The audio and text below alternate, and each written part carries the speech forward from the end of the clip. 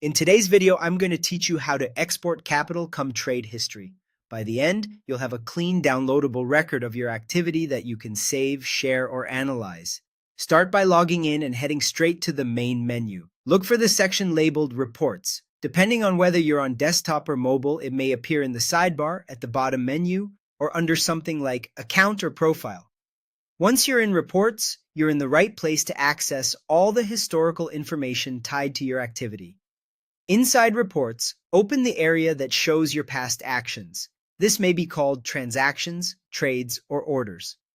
Each label focuses on a slightly different view. Trades typically shows executed positions, orders covers pending and filled instructions, and transactions may include funding activity like deposits and withdrawals alongside trade-related entries. Choose the view that best matches what you want to export so the report reflects the details you need.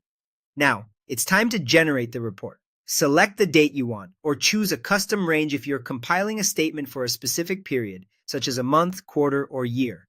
Take a moment to confirm the range is correct before moving on. It's easy to miss a day at the start or end. When you're ready, click Send Report. That action tells the platform to build your statement.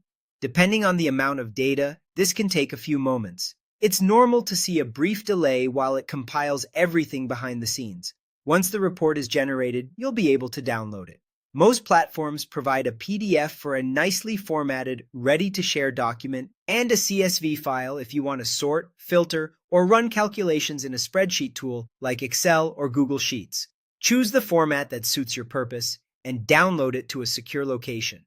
A helpful habit is to rename the file with the date range, something like CapitalCom Trades 2024 Q1, so you can recognize it at a glance later.